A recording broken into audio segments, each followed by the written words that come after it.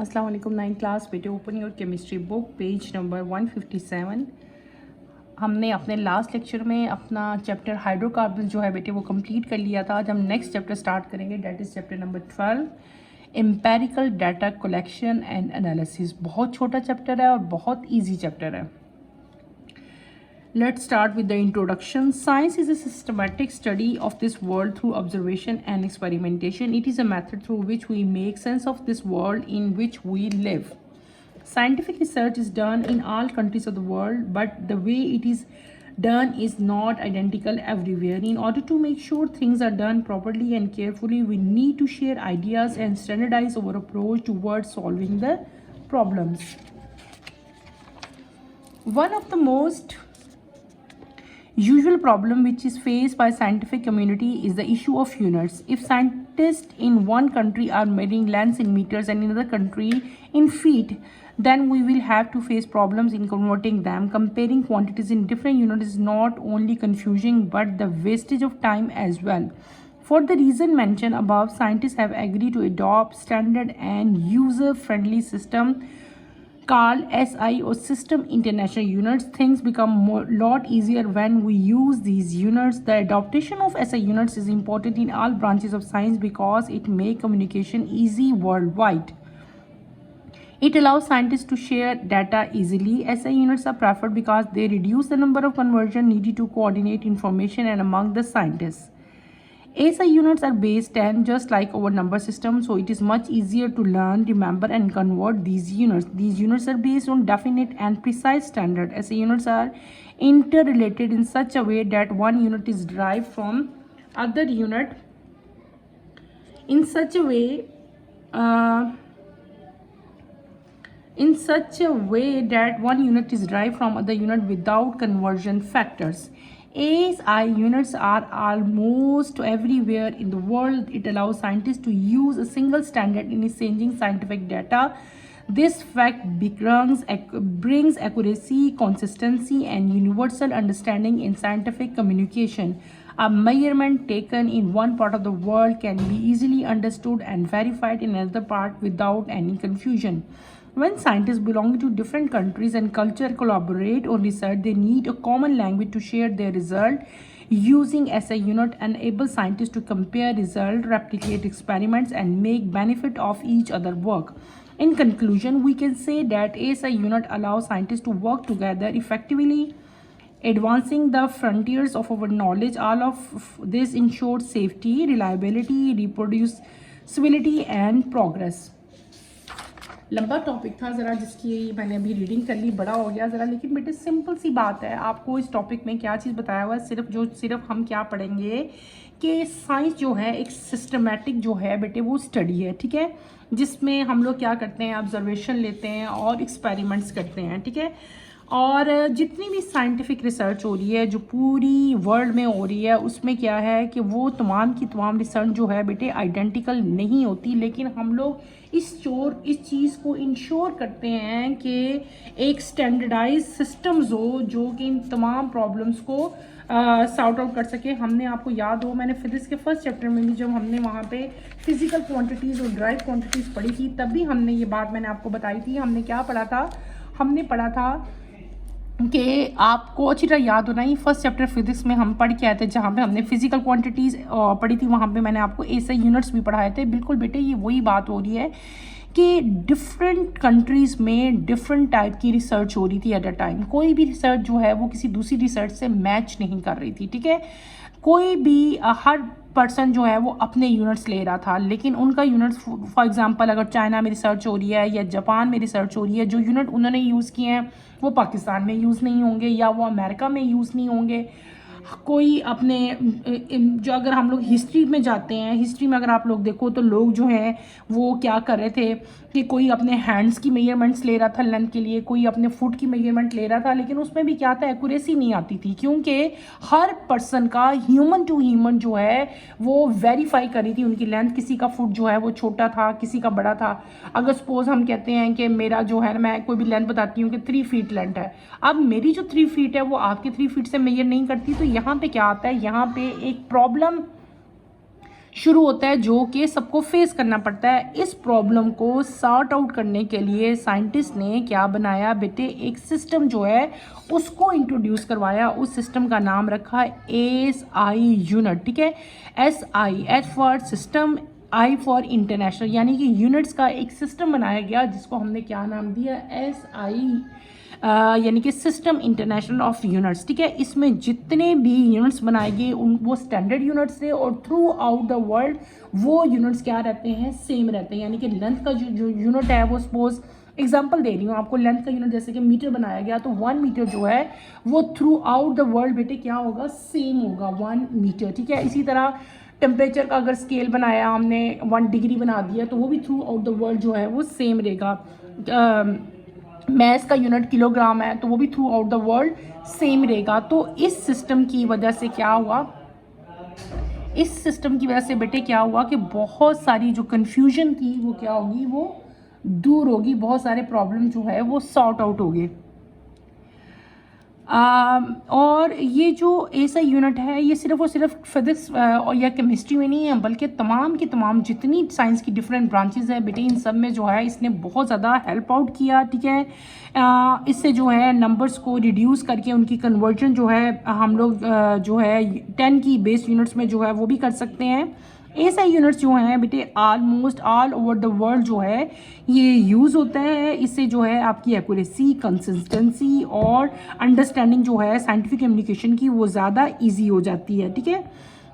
तो SI unit ने scientist को इकट्ठा काम करने का इफेक्टिवली जो है साइंटिस्ट जो है इस सिस्टम की वजह से कंबाइन वर्क जो है वो कर सकते हैं, और इस सिस्टम की वजह से एक इंश्योरिटी हो जाती है कि आपका जो काम है वो क्या है, वो एक्यूरेट है, ठीक है ना। जो लेंथ आपने ली है, अगर आप किसी भी डिवाइस की किसी भी चीज़ की लेंथ बता रहे हो, सपोज आपने किसी का मैथ बताया, तो वो थ्रू आउट द वर्ल्ड जो है आपका वो यूनिट जो है वो सेम ही रहेगा। ये तो जस्ट एक इंट्रोडक्शन थी कि हमने यूनिट्स की जो है वो ज़रूरत क्यों पेश आई, ठीक है, और उस ज़रूरत को पूरा करने के लिए जो है वो क्या किया गया, ऐसे यूनिट बनाए गए, ये सारा आपको मैंने बताया।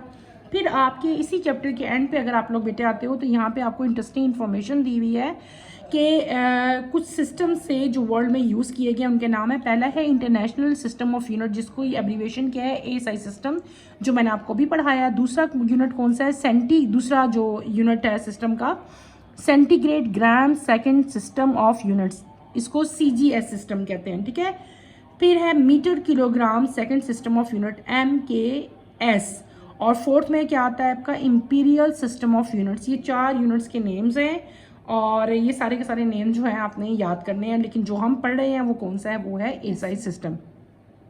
इसी पेज के एंड पे अगर आप 158 के एंड पे आते हैं बेटे, यहाँ पे आपको 2 क्वेश्चन दिए हैं। What is the difference between reliable and reproducible results. Number 2 is how SI units have brought harmony in scientific communication. पहले हम आते हैं व्हाट इज़ द डिफरेंस। आपसे डिफरेंस पूछा हुआ है कि जो रिलायबल रिजल्ट्स हैं और जो रिप्रोड्यूसेबल रिजल्ट्स हैं उनमें डिफरेंस क्या है। तो बेटे इनमें क्या डिफरेंस होता है कि जो रिलायबिलिटी है, जो आपसे रिलायबल रिजल्ट्स पूछे हुए हैं, ये क्या चीज़ देती है, ये आपको कंसिस्टेंसी ऑफ द रिजल्ट देती है। जब सेम एक्सपेरिमेंट सेम कंडीशन में आप लोग बार बार रिपीट करोगे तो आपके पास क्या आता है, सिमिलर रिजल्ट आते हैं when ever it is conducted. यानी कि जब आप एक्सपेरिमेंट्स करोगे, बार बार एक्सपेरिमेंट्स करोगे, तो आपका रिजल्ट जो है वो क्या आएगा, सिमिलर आएगा, और जो है उसमें एक एक्यूरेसी होगी। इसका मतलब ये हुआ कि मेजरमेंट या ऑब्जर्वेशन जो है वो डिपेंडेबल है और हम उस पर ट्रस्ट कर सकते हैं किस चीज़ पे, अपने रिलायबल रिजल्ट पे। रिलायबल रिजल्ट क्या चीज़ है, दोबारा बता देती हूँ। रिलायबिलिटी जो है, it refer to the consistency of the result. यानी कि आप ये लाइन लिख सकते हो कि रिलायबिलिटी जो है वो क्या होती है, refer to the consistency of the result. इसी कॉमन एग्जांपल आप यूँ ले सकते हैं कि अगर साइंटिफिक जो साइंटिस्ट हैं बॉइलिंग वाटर को मल्टीपल टाइम्स जो है अगर मेजर करें, ठीक है, एट सी लेवल। एग्जाम्पल दे रही हूँ ना, पहले तो आपने क्या लिख दिया, पहले बेटे आपने रिलायबिलिटी को लिखा, जैसे मैंने आपको एक्सप्लेन किया। मैंने क्या कहा, मैंने कहा reliability refer to the consistency of the result when the same experiment is repeated under the same condition. फिर मैंने आपको क्या कहा कि जब आप एक्सपेरिमेंट्स करते हो, सिमिलर एक्सपेरिमेंट सिमिलर कंडीशंस में करते हो, बार बार कंडक्ट करोगे, तो क्या होगा, आपका रिजल्ट जो है वो क्या आएगा, रिलायबल होगा। कॉमन एग्जांपल इसकी क्या है कि डिफरेंट साइंटिस्ट अगर डिफरेंट जगहों पे मल्टीपल टाइम्स यानी कि बहुत ज़्यादा टाइम जो है वाटर को बॉयल करें एट सी लेवल, तो हमेशा उसका टेम्परेचर क्या होगा, 100 डिग्री सेंटीग्रेड। यानी कि जैसे ही 100 डिग्री सेंटीग्रेड होगा, वाटर जो है वो बॉयल होना स्टार्ट हो जाएगा। Is that clear? नंबर 2 चीज़ पूछी है, रिप्रोड्यूसेबल रिजल्ट। रिप्रोड्यूसेबल रिजल्ट क्या होते हैं बेटे? यदि आप क्या लिखोगे, reproducibility refer to the ability of other researcher to obtain the same result when they conduct the same experiment independently using the same method and condition। ठीक है, यानी कि जो रिप्रोड्यूसिबिलिटी होती है वो क्या चीज़ है कि वो एबिलिटी है। किसकी एबिलिटी? रिसर्च, जो रिसर्चर्स हैं, जो साइंटिस्ट हैं बेटे, उनकी एबिलिटी है कि वो सेम रिजल्ट लेके आएँ। अगर वो बार बार उसी एक्सपेरिमेंट को जो ऑलरेडी पहले हो चुका है उसी को वो दोबारा करें और उनकी वो एबिलिटी लेके आए, उनके अंदर वो एबिलिटी हो कि वो दोबारा वही एक्सपेरिमेंट जो है वो ला सकें। ठीक है, देखो अब हम इसको हम कैसे कह सकते हैं। देखो आपको सबको पता है कि वाटर का बॉइलिंग पॉइंट क्या है। वाटर का बॉइलिंग पॉइंट है 100 डिग्री सेंटीग्रेड। ठीक है, अच्छा अब आप जब आप बेटे एक्सपेरिमेंट करो, मैं आपको कहती हूँ कि आप एक्सपेरिमेंट करो। ठीक है, आप एक्सपेरिमेंट करते हैं, लैब में करते हैं, चाहे आप अपने होम में करते हैं, और टेम्परेचर आप चेक करते हैं कि वाटर जो है वो आया 100 डिग्री पे बॉयल होगा कि नहीं होगा, मेरा वाटर का बॉइलिंग पॉइंट 100 डिग्री आएगा या नहीं आएगा। तो ये जो है, ये जो आप एक कंपैरिजन कर रहे हो जो एक्चुअल रिजल्ट है, ठीक है ना, यानी कि जो हमारा रिलायबल रिजल्ट था, रिलायबल रिजल्ट क्या था कि वाटर का टेम्परेचर, बॉइलिंग टेम्परेचर क्या है, 100 डिग्री है। इसको चेकआउट करने के लिए आप एक्सपेरिमेंट करोगे और एक्सपेरिमेंट में कोशिश करोगे कि मेरा रिजल्ट जो है वो एक्यूरेट रिजल्ट आए। तो इस तरह की चीज़ को हम लोग क्या कहते हैं, इस एबिलिटी को हम क्या कहते हैं, रिप्रोड्यूसिबिलिटी जो है इसको कहा जाता है। और इसमें आपका ज़रूरी नहीं है कि कंप्लीट आपका वही टेम्परेचर आए, इसमें आपका लाइट सा -1 +1 तक जो है वो डिफरेंस भी आ सकता है। नेक्स्ट क्वेश्चन नंबर 2 आपसे पूछा हुआ है, how SI units have brought harmony in scientific community. कि एसआई यूनिट जो हैं, जो सिस्टम इंटरनेशनल ऑफ यूनिट्स हैं, उनकी वजह से साइंटिफिक कम्युनिटी में हार्मनी कैसे आई है। ठीक है, तो बेटे उसके 2 मेन रीज़न हैं, यानी कि आप बहुत सारे रीजंस हैं इसके। तो इस यूनिट से जो है broad harmony in scientific communication in several ways. 2 ways आप लोग लिख दो या 3 लिख दो। पहला तो क्या है, यूनिवर्सल लैंग्वेज, कि ऐसा यूनिट जो है it serve as universal language है। ठीक है, साइंटिस्ट अक्रॉस द ग्लोब, पूरी दुनिया में जितने भी साइंटिस्ट हैं ना, वो क्या करते हैं, वो स्टैंडर्डाइज यूनिट इस्तेमाल करेंगे। ठीक है, different countries, different discipline, different caste, different creed के लोग जो हैं वो सब के सब क्या करेंगे, सेम यूनिट्स जो हैं वो यूज़ करेंगे। That is known as universal language. ठीक है, और दूसरी चीज़ क्या है, कंसिस्टेंसी इन रिसर्च, यानी कि डिफरेंट कंट्रीज़ में बेटे जब भी कोई रिसर्च होती है तो तमाम के तमाम जो मेजरमेंट्स हैं वो क्या होते हैं, वो ऐसे यूनिट्स यूज़ किए जाते हैं जो कि थ्रू आउट द वर्ल्ड क्या होते हैं, सेम होते हैं। ये दोनों क्वेश्चन हमारे हो गए। अब आप लोग नेक्स्ट पेज पे और पेज नंबर 159, यहाँ पे आपको कुछ ऐसा यूनिट्स दिए गए हैं। ऐसे यूनिट्स अभी मैंने आपको बताया कि इंटरनेशनल यूनिट्स जो हैं वो हमने बनाए हैं। कुछ वो कौन कौन से हैं आपके इधर चैप्टर में कुछ दिए हुए हैं, उनको जो है उनसे हम गो थ्रू होते हैं। ये सारे के सारे आप लोग अपनी फिजिक्स के चैप्टर 1, आई थिंक ये चैप्टर 2 है, चैप्टर 1 में जो है आप लोगों ने कंप्लीट किए हैं, इसलिए इसको जो है पढ़ लेते हैं। There are 7 base unit and SI system for physical quantities, out of which we use 5 in chemistry. These physical quantities are length, time, amount of substance, mass and temperature. आप लोगों को बेटे याद होगा हमने फिजिकल क्वांटिटीज़ पढ़ी थी और मैंने आपको बताया था they are 7 physical quantities. Physics में हम लोग कितनी पढ़ के आए थे, 7 जो हैं हमने बेस यूनिट्स पढ़े थे, फिजिकल क्वांटिटीज़ पढ़ी थी। उनमें से 7 फिजिकल क्वांटिटी में से 5 क्वांटिटीज़ ऐसी हैं जो केमिस्ट्री में यूज़ होती हैं। ठीक है, कौन कौन सी हैं, लेंथ है, टाइम है, amount of substance, mass and temperature. Number 1 is metre. What is metre? It is standard unit of length. Symbol m is used for meter. Meter is the distance traveled by light in vacuum is about 300 million of a second. Metre क्या है बेटे, ये unit है किसका, length का, ठीक है। और इसका सिंबल क्या होता है, स्मॉल एम होता है। और मीटर की डेफिनेशन भी आगे लिखी हुई है, ये आपने एज इट इज़ याद करनी है कि मीटर जो है ये वो डिस्टेंस है जो लाइट वैक्यूम में 300 मिलियन ऑफ सेकेंड जो है वो लाइट का जो उसका जो ट्रैवलिंग का जो है ना पूरा का पूरा वो आपको बताया हुआ है, ठीक है। मीटर उसके इक्वल है। फिर आपका आता है यानी कि मीटर की डेफिनेशन है बेटे, मीटर की डेफिनेशन वैसे भी आ सकती है कि मीटर जो है ये वो डिस्टेंस है जो लाइट वैक्यूम में ट्रैवल करती है in about 300 million of second, यानी कि 1/300 मिलियन, ठीक है। नेक्स्ट आपका आता है kilogram. What is kilogram? Its symbol is KG and is standard unit of mass. A block in kept in France which is taken as standard unit of mass. It is also defined as the mass of 1000 centimetre cube of water. Kilogram जो है ये mess का unit है, इसका symbol जो है वो KG है। और आगे आपको बताया हुआ है मैस का कि फ्रांस में बेटे एक जो वहाँ पे लैब है जहाँ पे सारे स्टैंडर्ड यूनिट्स जो है प्लेस है, वहाँ पे ये कैप्ट है स्टैंडर्ड यूनिट्स। नीचे एग्जाम आपको उनकी डायग्राम्स भी दी है, 1 kg, 500 ग्राम, 250 ग्राम। और इसको जो किलोग्राम को हम इस तरह भी डिफाइन कर सकते हैं, it is defined as the mass of 1000 centimetre cube of water. 1000 centimetre cube of water जो होता है ना वो किसके इक्वल होता है, 1 किलोग्राम के इक्वल होता है। ये डेफिनेशन भी आपने याद करनी है। नेक्स्ट आपका आता है second. Second, it is a standard unit of time with the symbol S. It is a time that elapses during cycles of radiation produced by the transition between two level of the cesium-1,3 atom। Second क्या है, second जो है standardise unit है किसका बेटे, time का। पता है टाइम का यूनिट है, ठीक है। और इसका जो सिंबल है वो स्मॉल एस है। और सेकंड की डेफिनेशन आपको बताइए, सेकंड कितना टाइम है, ये वो टाइम है डैट लैप्सेस ड्यूरिंग, ये सारी आपने अपने नंबर ऐसे ही याद करना है, 9192 61 770 साइकिल्स।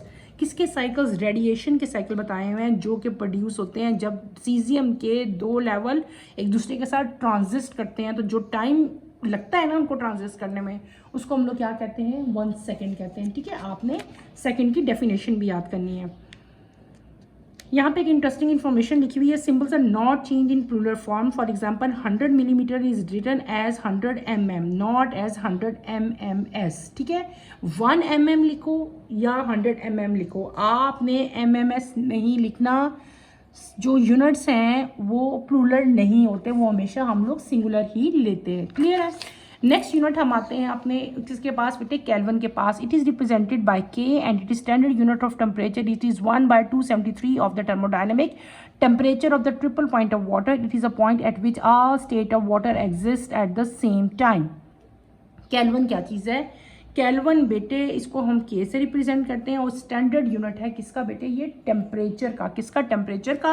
आगे आपके पास केल्विन की डेफिनेशन दी हुई है कि 1/273 थर्मोडायनेमिक टेम्परेचर अगर temperature of the triple point of water है, ठीक है। और ट्रिपल पॉइंट ऑफ वाटर क्या है, ये वो पॉइंट है जब वाटर के तीनों स्टेट जो हैं at the same time exist करे। तो आपने जितने भी यूनिट्स लिखे हुए हैं ना उनकी आपकी डेफिनेशंस भी यहाँ पे दी हुई हैं, ठीक है ना। 1 सेकेंड की, 1 केल्विन की, तो ये डेफिनेशंस भी आपने लर्न करनी है। नेक्स्ट आपका आता है मोल।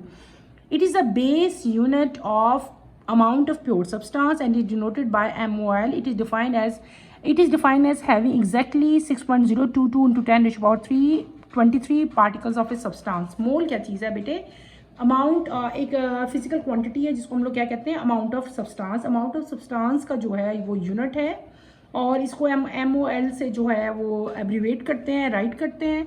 और ये exactly 6.022 10⁻³ particle of a substance के इक्वल है। यहाँ पे आपको बेटे एक टेबल दिया हुआ है, टेबल में आपके पास 5 क्वांटिटीज़ हैं, 1 2 3 4 5। मैंने कहा था ना टोटल फिजिकल क्वांटिटीज़ कितनी है, 7 है। उनमें से 5 क्वांटिटीज़ ऐसी हैं जो कि हम लोग केमिस्ट्री में यूज़ करते हैं। वो 5 क्वांटिटीज़ क्या कौन सी हैं, वो बेटे आपको यहाँ पे दी हुई हैं। ये क्वांटिटीज़ हैं और ये क्वांटिटीज़ के यूनिट्स दिए हुए हैं और ये 7 यूनिट्स के क्या दिए हुए हैं, सिंबल दिए हुए हैं। ये वही क्वांटिटीज़ और वही सिंबल, वही यूनिट्स हैं जो मैंने अभी आपको पढ़ाए हैं। आपने इस टेबल में अच्छी तरह से इनको देखना है। लेंथ मीटर है, टाइम का यूनिट क्या है, सेकंड है, अमाउंट ऑफ सब्सटेंस का मोल, मैस का किलोग्राम, टेम्परेचर का केल्विन। नेक्स्ट आपके आते हैं यहाँ पे दिए हुए हैं ड्राइव यूनिट्स। ड्राइव यूनिट्स क्या होते हैं? एक हैं आपकी फिजिकल क्वांटिटीज जो हैं 7 इन नंबर, और केमिस्ट्री में हमने कितनी यूज़ की? 5, ठीक है। इन क्वांटिटीज़ में से ये जो बेसिक यूनिट्स हैं, इनमें से कुछ क्वांटिटीज़ को हम मैथमेटिकली क्या करते हैं? डिराइव करते हैं। डिराइव का मतलब क्या होता है? कि किसी चीज़ में से निकालना, ठीक है। तो वो यूनिट जो कि हम लोग बेस यूनिट्स में से ड्राइव करते हैं, उनको हम लोग क्या कहते हैं? ड्राइव यूनिट्स कहते हैं। कॉमन एग्जांपल इनकी क्या है? वॉल्यूम, डेंसिटी, ये जो है इसकी कॉमन एग्जांपल है। इसकी डेफिनेशन अगर आपने करनी हो तो आप कैसे करेंगे? Derive unit, apart from these base unit there are other quantities that are mathematically derive from base units. Example of derive units are use in chemistry are in the following table. Quantity कौन कौन सी दी हुई है आपको? ये derive units है। Volume, density, area. बेटे ये क्या है? ये डिराइव क्वांटिटीज़ हैं, और ये क्या है? ये उनकी यूनिट्स हैं। क्वांटिटी कौन सी है? वॉल्यूम। यूनिट उसका क्या है? क्यूबिक मीटर, और उसका सिंबल क्या है? M3। फिर आपकी क्वांटिटी है डेंसिटी, इसका यूनिट क्या है? केजी पर क्यूबिक मीटर, यानी कि केजी पर क्यूबिक मीटर लिखोगे। फिर आपके पास क्वांटिटी, ड्राइव क्वांटिटी थर्ड कौन सी दी हुई है जो हम केमिस्ट्री में यूज़ कर रहे हैं? That is area.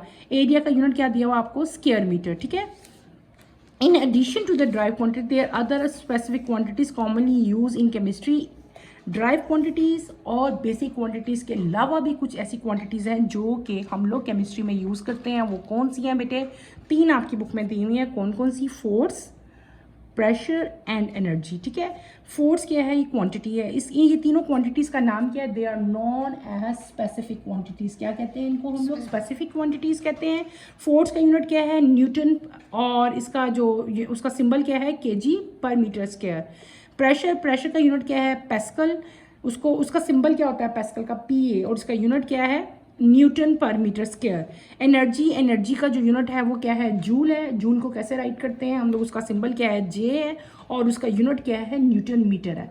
आप लोगों ने बेटे ये तमाम के तमाम जो हैं 3 टेबल आपकी बुक में दिए हुए हैं। एक आपकी बेस यूनिट्स दी हुई हैं, एक आपके ड्राइव यूनिट्स दिए हुए हैं, और एक आपके कौन सी दी हुई है? स्पेसिफिक क्वांटिटीज़ दी हुई हैं। आपने ये तमाम की तमाम लर्न करनी है, इनके सिंबल्स लर्न करने हैं, और इनके यूनिट्स और यूनिट्स के सिंबल आपने लर्न करने हैं। ये आपके ऑब्जेक्टिव में और MCQs में जो है शॉर्ट क्वेश्चन आंसर्स में आ सकते हैं। आज के लिए इतना ही काफ़ी है। इंशाल्लाह कमिंग लेक्चर में हम लोग जो है आगे फर्दर अपने इस चैप्टर को जो है वो कंटिन्यू करेंगे। अगर आपको कोई प्रॉब्लम फील होता है, if you feel any problem, बेटे आप मेरे से पूछें, क्वेश्चन करें। बहुत इजी चैप्टर था, इसमें कोई ऐसी चीज़ ही नहीं थी जिसमें आप लोग जो है वरिड करो। वही है, ऐसे यूनिट्स हैं, ऐसे यूनिट्स के हमने टेबल पढ़ ली है, ठीक है। उसमें हमने फिजिकल क्वांटिटीज़ पढ़ी, ड्राइव पढ़ी, और हमने कौन सी पढ़ ली? स्पेसिफिक क्वांटिटीज़ पढ़ ली। आज के लिए बेटे इतना ही बहुत है। अल्लाह हाफिज़। 9th